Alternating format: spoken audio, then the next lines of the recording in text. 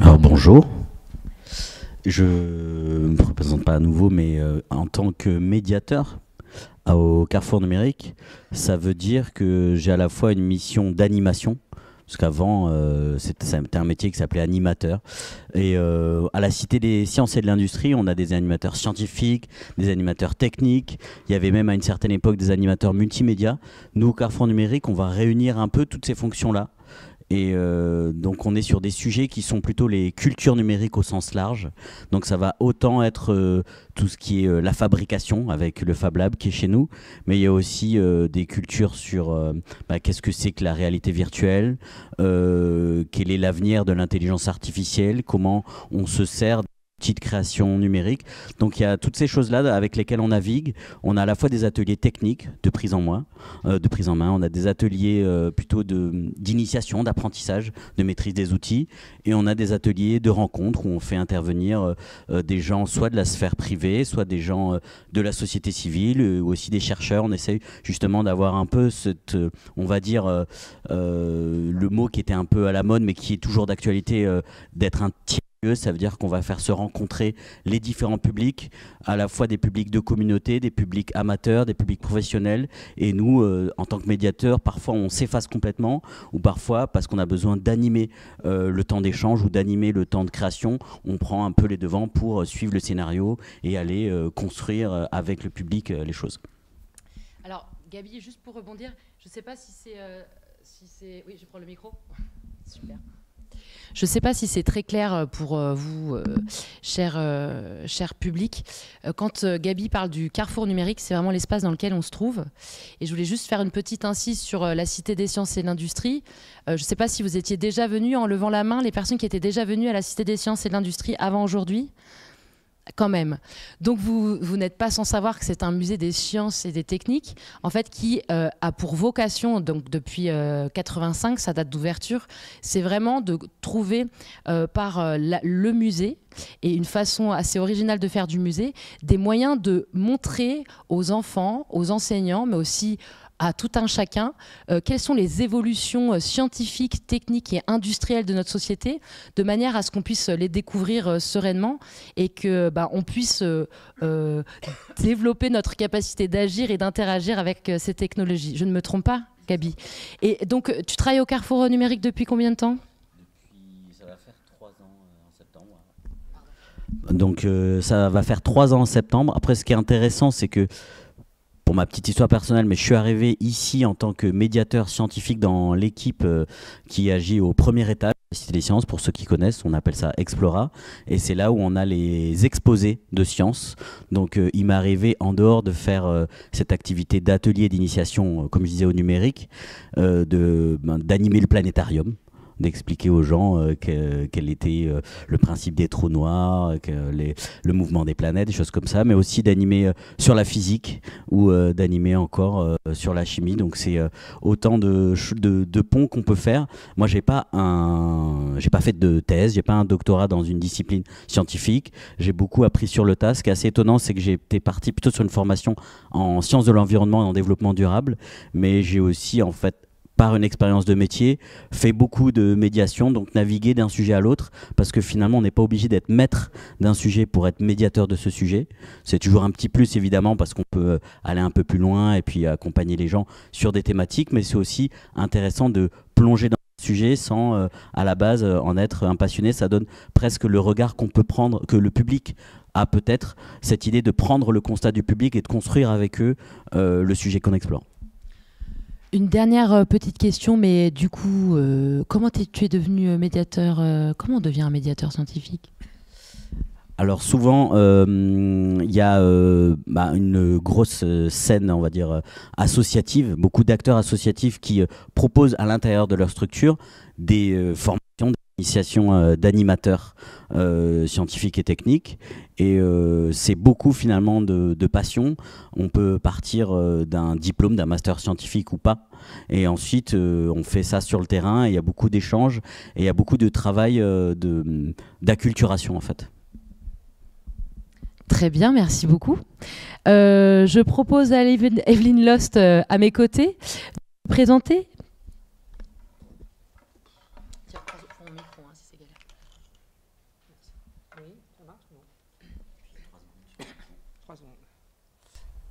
L'avantage, c'est qu'il est aussi technicien de la salle. Donc... Oui, bon, alors bonjour. Moi, je suis chercheuse INRAE, donc c'est l'Institut de la recherche agronomique et de l'environnement, au laboratoire interdisciplinaire Sciences, Innovation et Société, qui est situé à l'université Gustave Eiffel. Et je m'intéresse aux pratiques collaboratives depuis un peu plus de 10 ans maintenant. J'ai d'abord fait des recherches dans les Fab Labs, et en particulier d'ailleurs au Carrefour numérique, parce que c'était le tout début du Carrefour numérique, pas du Carrefour numérique, mais du Fab Lab du Carrefour numérique. Et puis ensuite, j'ai été travailler dans les tiers-lieux. Et parallèlement à ces travaux de recherche, j'ai rejoint des collègues de mon laboratoire qui se sont impliqués dans la mise en place d'une plateforme multi-acteurs qui s'appelle Alice, que ma collègue connaît un petit peu maintenant. Et cette association rassemble en fait des organismes de recherche ou des établissements ou des universités et des organisations du tiers secteur de la recherche. Pour faire très court, c'est des organisations qui représentent la société civile, et en grande partie ce sont des associations, mais pas que.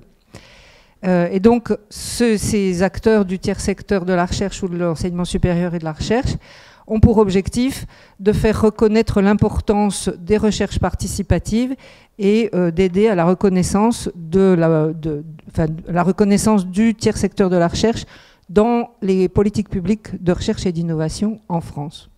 Tout ça dans une visée justement avec une grande ambition qui est de transformer la société par la recherche. Donc, et pour en venir jusqu'au bout à l'appellation qui est sur la diapositive que j'ai à ma droite, là, qui me présente, à la frontière entre ce travail de recherche et mon engagement dans cette plateforme, j'ai coordonné l'évaluation formative d'un instrument de politique publique expérimental qui visait justement à financer des activités de recherche dans les associations, qui sont beaucoup des activités de médiation et d'intermédiation, justement. Et cet instrument de politique publique s'appelait le FONGEP Recherche. Pour les personnes qui ont quelque chose à voir avec l'éducation populaire, ou plus largement l'animation dans les associations, le FONGEP est une subvention qui existe depuis les années 60 pour financer justement des activités d'animation socioculturelle dans les associations. Donc l'idée, c'était d'en créer un nouveau qui puisse financer les activités de recherche dans les associations. Alors cette politique publique de recherche, elle a été expérimentée trop peu de temps, mais elle s'est révélée assez efficace, et donc très prometteuse, on va dire, plutôt qu'efficace, puisque évidemment on n'a pas pu observer de transformation dans la société liée à ça, puisque c'était beaucoup trop court. Elle a été suspendue en 2021. Et donc depuis, les associations n'ont pas de ressources stables pour leurs activités de recherche et d'innovation. Voilà, c'est la réponse. À quoi ça ressemble en une phrase une recherche d'une association, justement ? Alors une recherche d'une association en une phrase, c'est une recherche souvent en partenariat avec des organismes de recherche publics, un peu moins souvent en partenariat avec des fondations notamment qui financent. Et l'objectif de ces recherches en général, c'est de répondre à un problème de terrain, soit dans plein de domaines, enfin tous les domaines qui intéressent les associations, et donc de répondre à ce problème en trouvant des solutions par l'innovation. Merci beaucoup Evelyne. Je vais donc ensuite passer la parole à Aude Kérivel qui va se présenter. Bonjour, alors je m'appelle Aude Kérivel, je suis sociologue et donc directrice du LEPI. Avant cela, j'étais responsable du pôle expérimentation et évaluation des politiques publiques à l'INGEP. Encore avant cela, je travaillais à l'université comme chercheur. Et encore avant cela, j'enseignais en école de travail social, la sociologie, pendant ma thèse. Et encore avant, j'ai été animatrice sportive et responsable d'un service jeunesse en maison de quartier. Je pense que c'est ce parcours qui m'a conduit à souhaiter produire de la connaissance utile et utilisable pour les acteurs de terrain. Et je m'inscris beaucoup, alors je travaille essentiellement sur les questions de jeunesse, sur tout ce qui est école, inégalité scolaire, sur la protection de l'enfance et ce qui était violence aussi, violence, harcèlement, tous ces sujets-là. Et je m'inscris dans le cadre théorique de la Grounded Theory, ou la recherche enracinée, ou la recherche ancrée, ça dépend des traductions, avec cette idée qui rejoint un petit peu ce que disait ma collègue, de partir d'un problème de terrain et avec les cadres théoriques que l'on va mobiliser, de construire une problématique de recherche, puis au travers de la construction des outils de recueil de données, questionnaires, entretiens, mobilisation de bases de données, observations, etc., d'être dans un va-et-vient constant entre terrain et théorie pour laisser apparaître aussi des intuitions de recherche qui peuvent être extrêmement intéressantes, faire évoluer les cadres théoriques et les concepts que l'on peut mobiliser, et puis avancer comme ça et produire de la connaissance qui soit... Il y a vraiment cette volonté que ça soit utile aux décideurs, aux élus, aux politiques, mais aussi aux professionnels de terrain et même aux personnes bénéficiaires impliquées dans les recherches à partir des sujets sur lesquels on travaille. Merci beaucoup, Aude. Alors, Gaby, du coup, là, on va rentrer un peu dans le concret. Vous êtes présenté, vous avez lancé un peu des sigles, on est un peu sur des... Voilà, travail de chercheur, c'est pas très clair. Donc, on va essayer de rendre ça un petit peu plus concret. Et on va commencer par Gaby, qui, du coup, pratique le concret au quotidien. Mais en fait, à quoi ça ressemble de transmettre voilà, un savoir sur une pratique, une théorie je sais pas, je vais prendre l'exemple à la pesanteur. Non, prends l'exemple que tu souhaites, mais très concrètement, comment fait un médiateur pour partir de quelque chose qui a l'air hyper complexe et hyper théorique pour finalement faire en sorte que le citoyen comprenne, même pas... par une action, par une animation, et en fait, un peu, quelles sont les techniques que vous utilisez au quotidien pour trouver des solutions, là, pour transmettre ces connaissances? Merci. Souvent, en fait, on part un peu du... Je ne sais pas si vous êtes déjà allé au Palais de la Découverte, mais on part un peu du principe de ce que font les chercheurs, c'est qu'ils essayent de modéliser, de simplifier un concept pour en prendre des choses sur lesquelles ils peuvent faire finalement des comparaisons, presque des formes de métaphores, des choses qui seraient simplifiées, comme si j'expliquais, je sais pas moi, le principe du vide dans l'espace. Eh ben, je vais peut-être jouer avec un ballon, avec une pompe, avec des choses qui vont reprendre les principes physiques, mais qui vont être démontrés de manière simplifiée, ludique et animée. Après, animé, le terme est important, parce que finalement, ça veut dire qu'il faut faire vivre. On arrive là où, à la place, ce sont des textes, des vidéos, des images. En fait, l'intérêt, c'est de faire vivre, mais souvent, le sujet, le point de départ, comme je l'avais dit tout à l'heure, quand je me suis présenté, c'est un terme qu'on utilise beaucoup, c'est le constat du public, ou souvent en médiation scientifique on parle de représentation du public. Donc ça veut dire on part de finalement comment les gens ils voient les choses, avec quel vocabulaire ils les expriment, quel est leur quotidien, quel est leur environnement de proximité. Donc on va partir de choses qui sont très proches des personnes avec qui on dialogue, parce que ça reste un dialogue finalement, la médiation.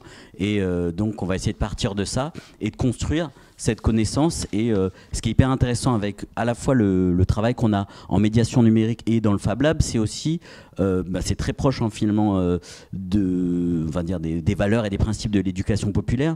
C'est en fait il n'y a pas une personne qui a plus ou moins de savoir, il n'y a pas une posture supérieure du médiateur par rapport à je sais les choses et je vais vous les conter. On essaye de graviter autour d'une connaissance qu'on est en train de construire, et bien souvent dans le Fab Lab en l'occurrence, il y a des gens qui viennent avec énormément d'expérience et de savoir, et on essaye on va dire d'horizontaliser, de mettre les gens à niveau autour de cette connaissance pour construire ensemble. Il n'y a pas de gens qui viennent donner des leçons aux autres.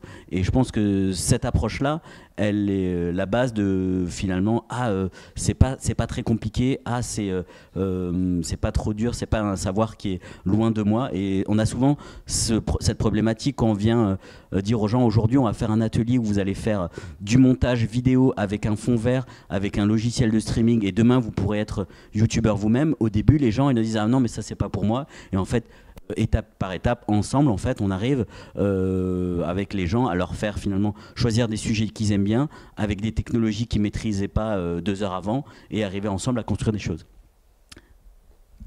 Merci beaucoup. Ce qui est hyper intéressant dans ce que tu dis, Gabi, quand tu parles de la question de l'horizontalité, c'est-à-dire qu'en fait, quelque part, on serait tous un peu experts de quelque chose et qu'on a tous à apprendre de l'autre. C'est ça que tu veux dire ?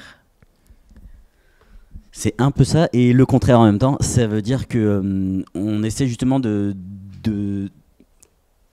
jamais dire qu'on est expert de quoi que ce soit, parce que le mot expert finalement renvoie à une approche un peu descendante et un peu pyramidale de la connaissance. Et il y a des gens qui aiment bien utiliser ce terme parce que ça les rassure en tant qu'orateur, mais aussi en tant qu'auditeur, de se dire « Ah, je vais voir un expert de quelque chose, il va combler mon manque de connaissances, il va résoudre mon problème ou il va m'accompagner vers la connaissance. » Mais bien souvent, en fait, moi j'aime bien utiliser le terme d'amateur éclairé, ce qui permet de se dire qu'on a tous à un moment peut-être une envie, une passion, et cette passion, on va la traduire soit en connaissance, soit en action. Et c'est beaucoup par l'action, en fait, finalement. On parle souvent d'apprentissage par le faire, et je pense que c'est un bon exemple, notre travail d'apprentissage par le faire. Merci beaucoup, Gabi. Je me tourne vers toi, Evelyne. Comment vous faites, justement est-ce que tu penses vraiment que tout le monde peut être expert de quelque chose ? Comment vous vous débrouillez ces questions-là à Equipact ? Alors, oui, c'est vrai, je n'ai pas encore présenté Equipact. Donc, Equipact, c'est un projet de recherche-action, donc un projet de recherche qui allie des chercheurs avec des acteurs de terrain pour répondre à un problème de terrain. On revient à ce que disait Aude tout à l'heure. Et donc, dans ce projet de recherche, en fait, on est 2 coordinateurs. François Millet, qui est directeur de la médiation, ou je ne sais plus quoi, enfin bref, au Dôme, qui est un centre de culturel, scientifique et technique à Caen, et moi-même, qui suis donc chercheur. Et donc, l'objectif de ce projet, c'est de trouver, il s'appelle Equipact, ça veut dire équiper les acteurs, comme son nom l'indique, pour les acteurs donc de la recherche participative, que ce soit des acteurs dans les associations ou des acteurs de la recherche traditionnelle, on va dire, enfin pas traditionnelle, publique.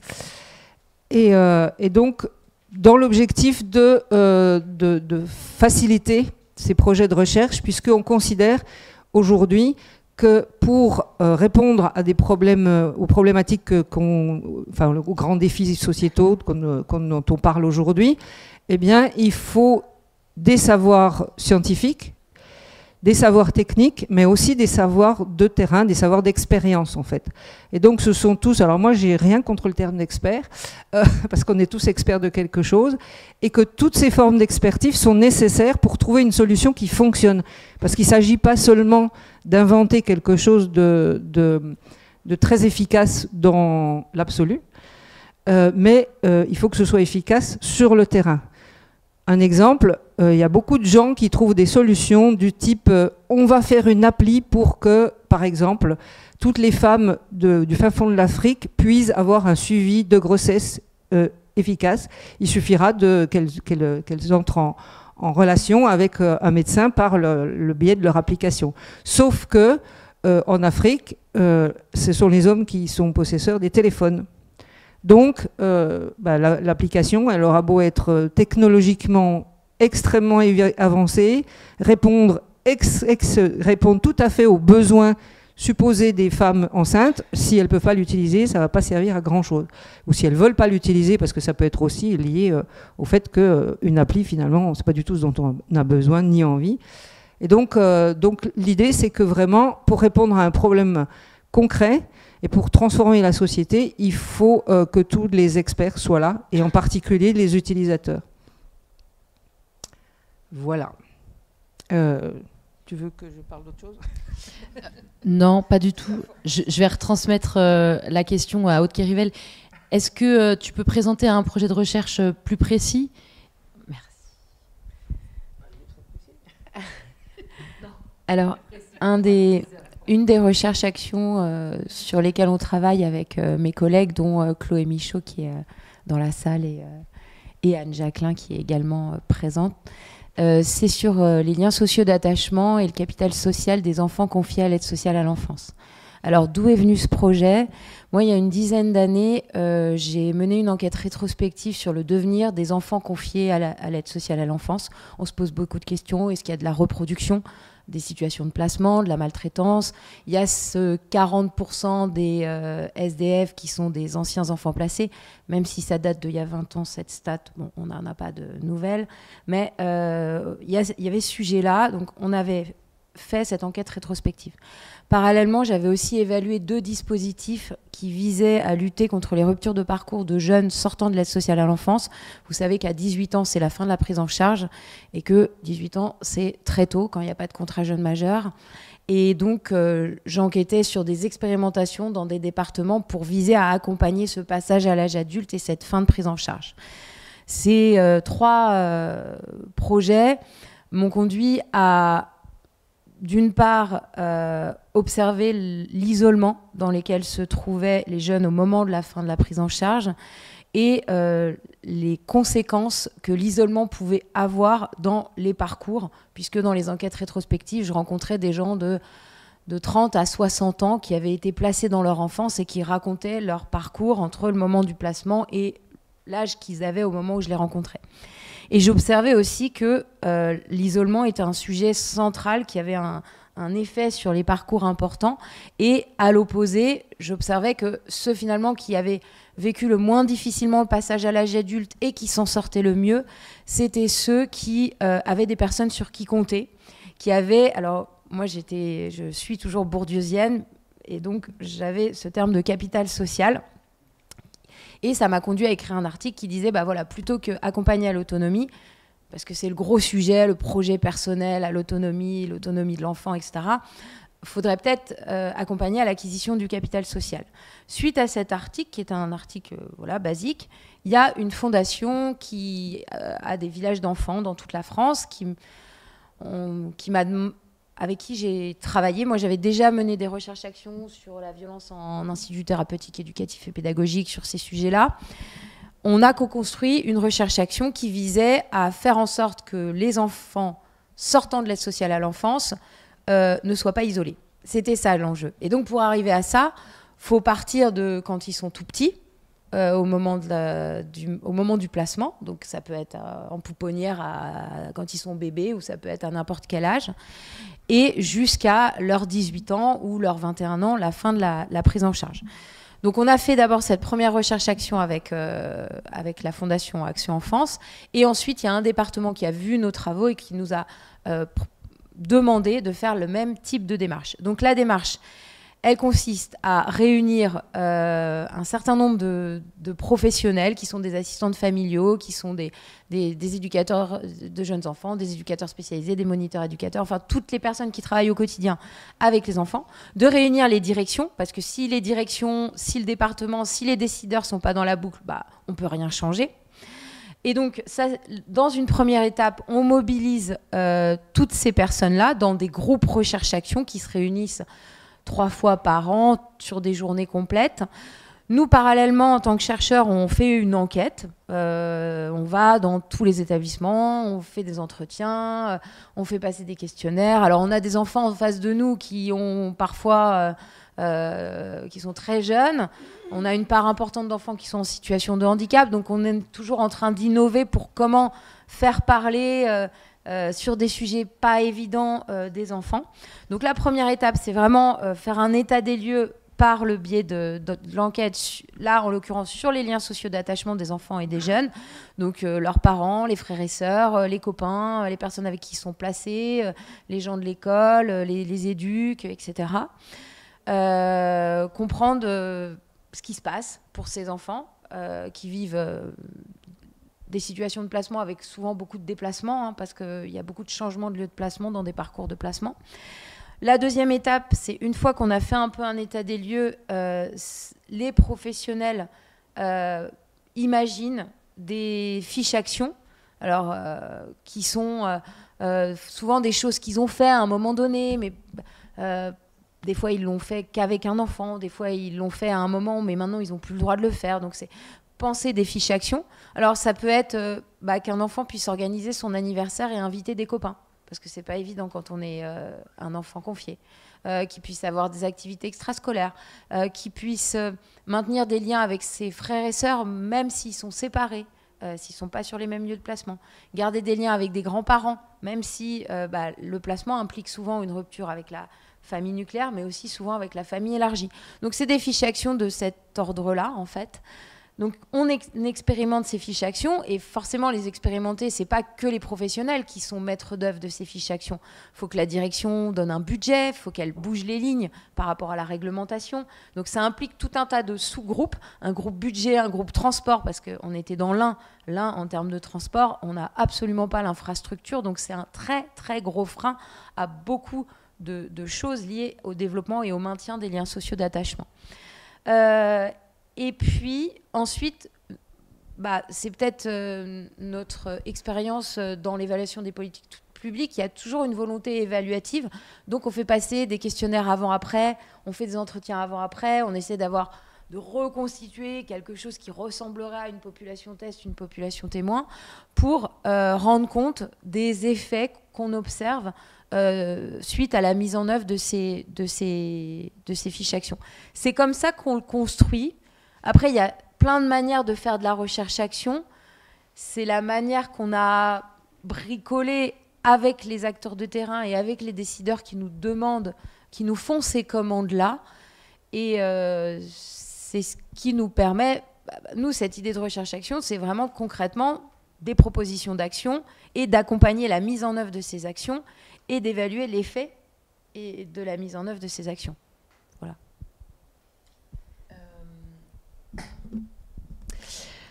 On regardera les autres slides après. Ça marche très bien.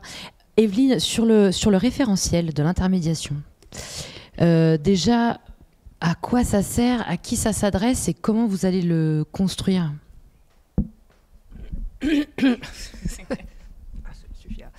Oui, alors dans ce projet de recherche-action Equipact, donc, il y a notamment un référentiel de formation, parce que en fait, ce que vous a décrit Aude, c'est ce que nous on appelle dans le jargon de l'innovation de l'intermédiation. C'est pas que la médiation, c'est d'autres choses, d'autres activités qu'elle vous a d'ailleurs en partie décrites, et notamment tout ce qui concerne penser à tous les acteurs qu'il faut mettre autour de la table pour que ça puisse avoir un résultat. Et donc, il y a des données sur les compétences, sur les activités que feront ces acteurs de l'intermédiation. Qui sont bien connus parce qu'il y a une grosse littérature sur l'innovation et sur l'innovation sociale et sur l'innovation transformative, donc dans le cadre des grands défis. Et donc, ce sont des personnes qui sont entre différents milieux. Et si on prend le milieu de la recherche participative, donc de la recherche-action par exemple, ce sont des gens qui doivent connaître le milieu de la recherche, mais qui doivent aussi connaître le milieu du problème qui doit être résolu. Donc voilà, par exemple, un chercheur qui a une grosse expérience associative, eh bien, c'est typiquement, il a les deux connaissances. C'est pas juste pour ce que je connais, donc pour le milieu de la recherche, c'est pas juste avoir des connaissances scientifiques et comprendre le jargon des chercheurs. Ça veut dire savoir comment ça fonctionne à l'intérieur, ce milieu-là. Comment il faut faire, qui il faut contacter, quelles sont les politiques publiques, comment elles se sont mises en place, et donc comment il faut faire pour les transformer. Donc vraiment, ça demande vraiment une grande connaissance des différents milieux. Ça demande aussi tous les soft skills là, qui sont aussi nécessaires pour faire discuter ensemble et pour gérer des conflits, parce que forcément il y a des conflits, pour des acteurs qui n'ont pas du tout les mêmes intérêts pour que ça fonctionne. L'exemple qu'elle vous a donné est suffisant, c'est pas la peine que j'en donne un autre. C'est-à-dire que le département, mettre en place un système de transport qui convienne à leurs demandes, c'est pas forcément dans son intérêt et c'est pas forcément non plus dans ses priorités, en tout cas si c'est pas dans son intérêt. Donc c'est tout ce référentiel-là qu'on essaye d'imaginer, par le biais déjà de faire un benchmarking des formations qui existent. Alors, il y a beaucoup de formations de médiation scientifique, il y a beaucoup de formations de médiation culturelle, mais ça répond aux besoins muséographiques, on va dire, au sens très très large. Ça ne répond pas du tout forcément à ce type de besoin-là, de recherche, donc de terrain. Et donc, on a essayé de ratisser assez large sur ce référentiel. Bon, les acteurs, évidemment, ont eux aussi des formations. Les partenaires du projet ont déjà mis en place des formations, donc on va essayer aussi d'analyser ce qu'il y a dans ces formations et ce qu'il n'y a pas. Et puis ensuite, on va faire une feuille de ce fameux référentiel.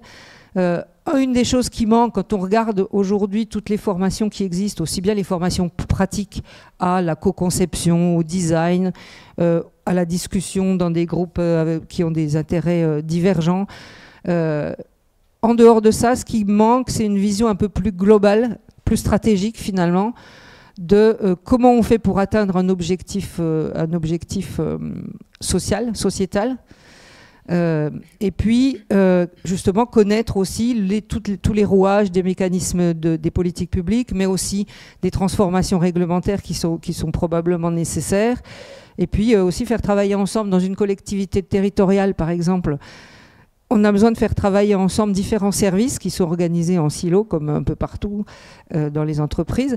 Et ça aussi, ça demande aussi des compétences et des connaissances particulières. Donc on essaye de balayer en fait ces différents niveaux. Alors bien sûr, ça ne va pas être une personne qui va avoir toutes ces compétences. Ce qu'on considère, c'est que ce n'est pas un métier, c'est plutôt des fonctions, et que ces fonctions, elles sont un peu dans les différentes organisations qui sont impliquées dans un projet de recherche qui va avoir pour vocation de transformer quelque chose. Merci Evelyne, c'est très structurant. Oui. Attendez, alors du coup, si vous avez des questions, je vous donne le micro, parce qu'il faut que vous parliez au micro.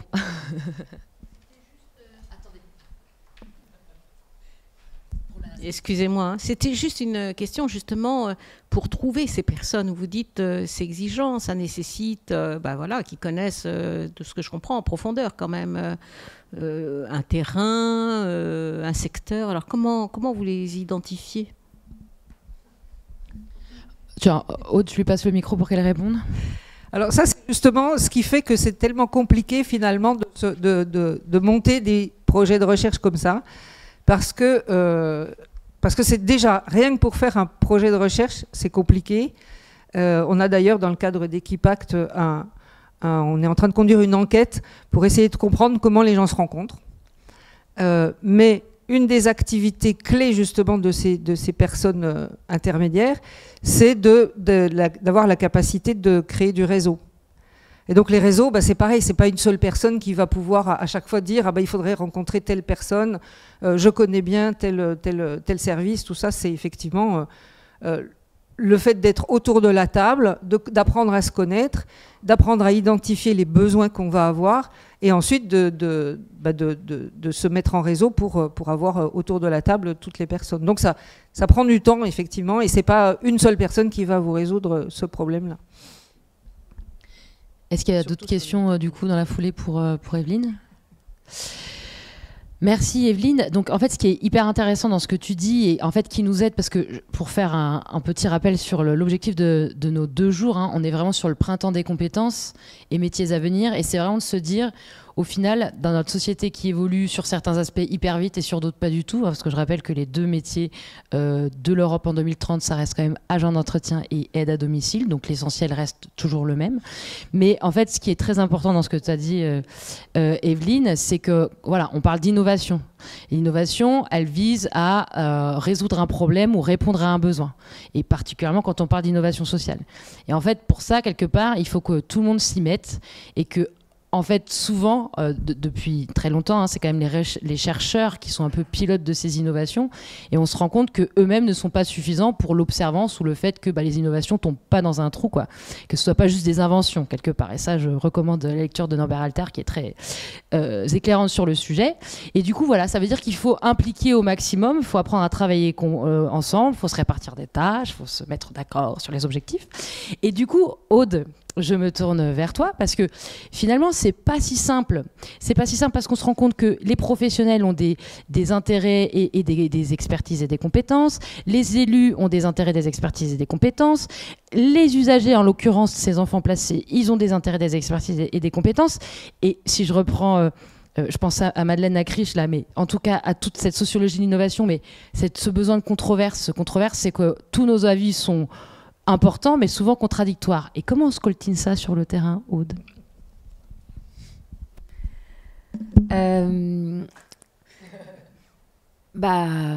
En fait, on recueille, enfin, en tant que sociologue, on part du principe qu'il n'y a pas une bonne réponse, qu'il y a plein de subjectivités, et qu'il n'y a pas une subjectivité au-dessus d'une autre. Donc en fait, à partir du moment où on part avec ce postulat-là dès le départ, moi, quand je rencontre l'élu du département, je vais l'écouter de la même manière que lorsque j'entends la petite Éden qui est en situation de handicap, qui a 8 ans et qui est dans une maison d'enfants à caractère social. Et le propos de l'une ne va pas être plus important que l'autre. Donc, moi, je trouve qu'à partir de ce postulat, et on a les outils scientifiques, voilà, les entretiens. Alors, la grille d'entretien ne va pas être la même avec l'élu et avec la petite Éden, mais on va quand même recueillir des données. Le fait qu'on produise des statistiques, c'est quelque chose qui est très important. Je pense à ça parce que souvent, j'ai eu des échanges avec l'élu qui ne comprenaient pas certaines choses. Il y a un sujet qui est remonté. Je vous parlais de ce va-et-vient théorie et terrain. Il y a un sujet qui est remonté progressivement, dont personne ne parlait au début, c'était la question des séparations des fratries. Grâce à nos données, on a pu montrer, parce qu'elles n'existent pas, ces données, c'est ça aussi. Il y a tout un tas d'organismes nationaux qui sont censés produire des données nationales, mais il n'y a pas de données. Est-ce qu'on pourrait montrer le sociogramme, du coup, peut-être, pour illustrer ? Je finis juste là-dessus. Et donc, parce que c'est une recherche-action, parce qu'on implique tout le monde, parce que les questionnaires, on les a co-construits avec les gens, parce qu'ils savent pourquoi on les recueille, ces données, ils prennent du temps sur leur emploi du temps extrêmement chargé, dans un contexte de crise du travail social qui est quand même assez important, pour remplir ces données et pour ça nous permet d'avoir des données. Donc on voit qu'il y a 60% des enfants qui ont des frères et sœurs et qui sont séparés de leurs frères et sœurs. Je rappelle que c'est dans la loi, normalement ils ne devraient pas être séparés. Et donc ça, c'est un sujet qui par la recherche-action remonte. Donc maintenant, il y a un groupe de travail qui essaye de penser d'autres choses. Et en fait, tout à coup, on a posé la question à des enfants de ce que ça leur faisait d'être séparés de leurs frères et sœurs.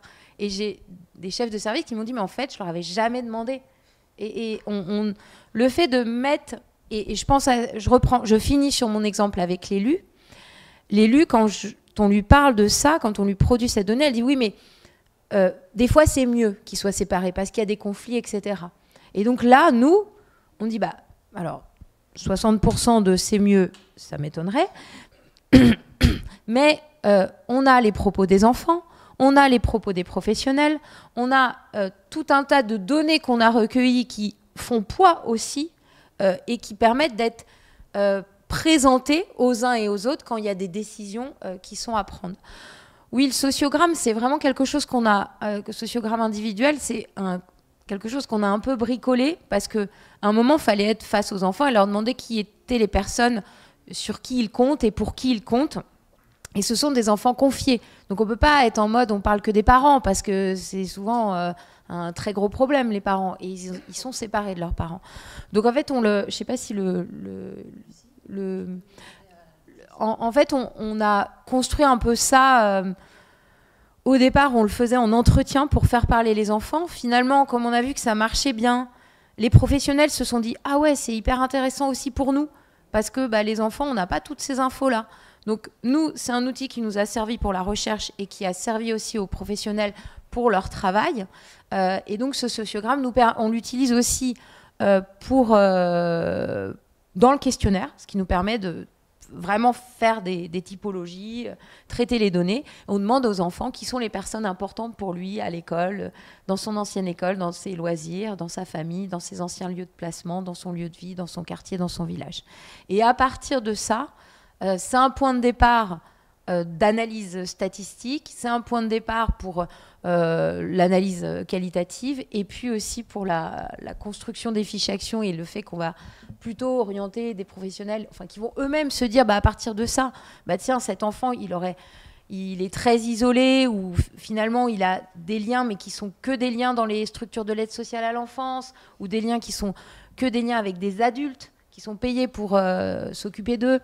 C'est ceux où il n'y a pas de père, PAIR, c'est un outil qui est vraiment le fait d'une co-construction entre tous les acteurs réunis, y compris les enfants et les jeunes aussi.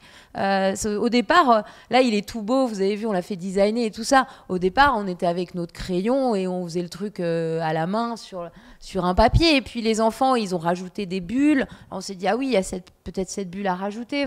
Et en fait, ces outils-là sont vraiment le fruit de ces échanges et de ces co-constructions. Mais en effet, ça demande du temps. Je pense, vraiment, moi, quand je vois des fois des appels d'offres avec des recherches-actions sur 8 mois, en fait, même 6 mois, des fois, on voit des choses passer. Là, c'est 3 ans. Et c'est pareil. Moi, il y avait un débat. Forcément, ça aurait été moins cher de faire des groupes recherche-actions en visio d'1 heure. Mais non. Les groupes recherche-action, c'est en direct et c'est de 9h à 16h avec un repas compris. Et c'est ce temps-là aussi qui fait que on a tous pu se rencontrer et tous pu connaître. Parce qu'on dit que, alors, même si on travaille depuis longtemps sur la protection de l'enfance, chaque département est différent. Honnêtement, on a mis 1 an pour comprendre l'organigramme. Et même les gens autour le connaissaient pas, le comprenaient pas. Donc, en fait, on est obligé de prendre ce temps-là et que chacun puisse mettre à profit sa connaissance, son expérience, ses idées, tous ensemble. Et juste ce que je voudrais rajouter, c'est que cette recherche-action, elle n'aurait jamais existé sans le terrain. Et même les concepts qu'on mobilise, ils n'auraient jamais existé sans le terrain. Et aujourd'hui, ils intéressent beaucoup de monde. On va dans tous les départements. On est même surpris de ça. Mais on ne l'aurait jamais pensé tout seul dans notre labo universitaire déconnecté. Et c'est ça qui est passionnant. Est-ce que tu veux rebondir, Evelyne, sur la question de la temporalité ? Oui, c'est vrai que c'est un point très important. C'est que alors, nous, quand on parle de projet, c'est pas le projet de recherche qui est financé, qui doit durer effectivement un certain temps. Là, le projet dont je vous parle, par exemple, Equipact, là, on est financé sur 2 ans. Sur 2 ans, on doit produire un référentiel d'un métier dont vous avez bien compris que, en fait, c'est pas un métier, c'est une fonction. Donc, c'est juste des compétences. Quelles compétences et quelles connaissances il faut pour exercer ça.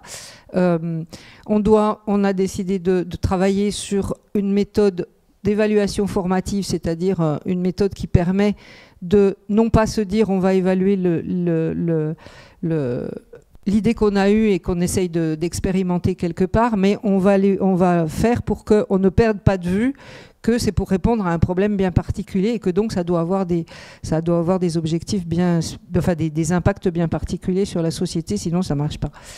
Donc, souvent on perd de vue son objectif justement parce que c'est long.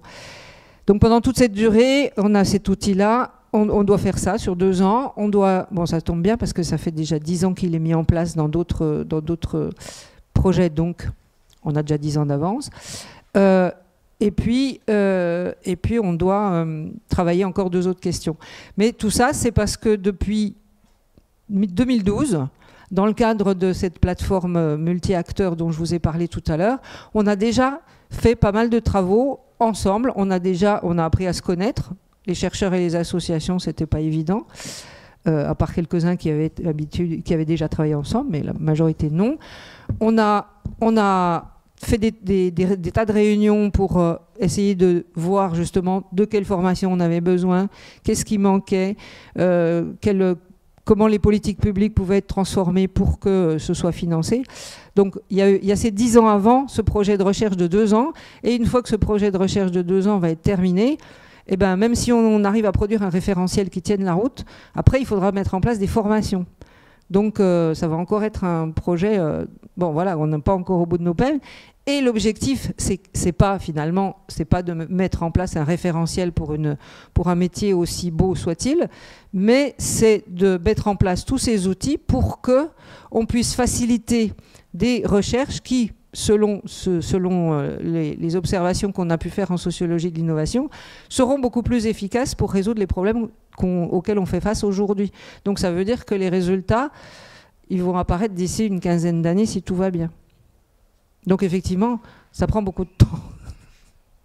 Et les projets de recherche financés sur 8, 12, 24 ou même 48 mois, c'est un peu léger. Peut-être qu'il faut aussi, enfin c'est pas peut-être d'ailleurs si on le pense, il faut aussi revoir la façon dont on finance des projets de recherche. Petite question pour le public à main levée. Qui est-ce qui avait déjà entendu parler de médiation scientifique? Levez la main. Qui est-ce qui avait déjà entendu parler de recherche-action, de recherche participative? Ok, bravo. C'est pas pour rien que vous êtes là, hein. Et qu'on n'est pas hyper nombreux. Qui est-ce qui avait déjà entendu parler d'intermédiation? D'accord. Qui est-ce qui avait déjà entendu parler du tiers secteur de la recherche? Très bien. Est-ce qu'il y en a parmi vous qui pensent avoir une partie des compétences et de ce métier, de la médiation à la recherche-action? Ok. Donc vous seriez des potentielles clientes ou enseignants pour ces futures formations. Bon. Est-ce que vous avez des choses à ajouter, mesdames? Vous réfléchissez.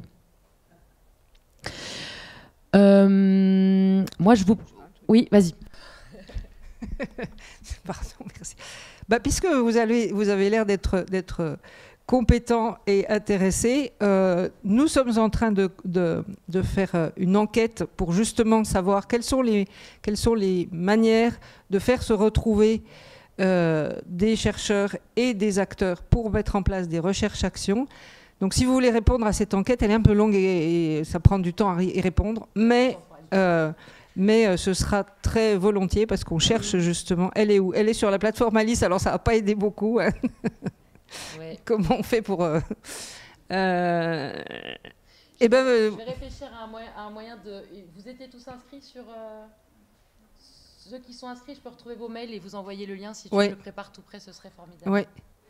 Et si vous n'êtes pas inscrit, bah, vous donnez votre mail du coup donnez-moi votre mail quelque part. Ouais. Ça marche. Très bien. Aude, quelque chose à ajouter? Je sais pas. T'es dans tes pensées. S'il y a des questions, on peut prendre des questions. Et s'il n'y en a pas, je vous remercie beaucoup d'être venu à cette table ronde. Je vous rappelle qu'il y a des ateliers et des stands en bas, au moins 2, et que la prochaine table ronde dans cette salle à 16h sera dynamique conjointe et transverse de professionnalisation des conseillers, rôle et enjeux des têtes de réseau. Voilà pour la suite du programme. Merci beaucoup pour votre venue.